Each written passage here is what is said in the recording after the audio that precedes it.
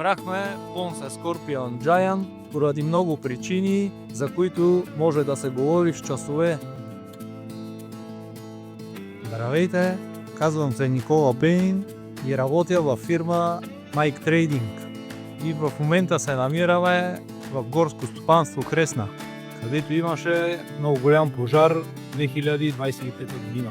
Фирма Mike Trading е основата през 90-те години и има над 20 години опит в дърводобива и преработката на дървесина. Тя се занимава основно с правене на палета и греди, също и слепени плотове. В дървопреработката имаме 4 машини Ponce, един Harvester и 3 форвалдара. Пожара, на който работиме в момента, обхваща 3 горски стопанства с площада около 25 000 декара.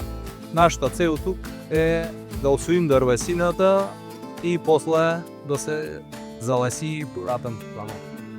Избрахме Ponce Scorpion Giant поради много причини, за които може да се говори в часове.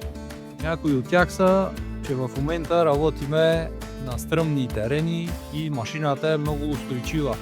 Също има силен кран и много добра видимост, понеже крана е над кабината и се държи доста добре и на терените.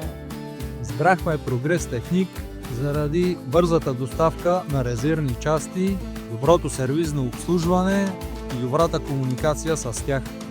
Когато имаме нов оператор, можем да го изпратиме при тях и те да му направят добро обучение за новите машини.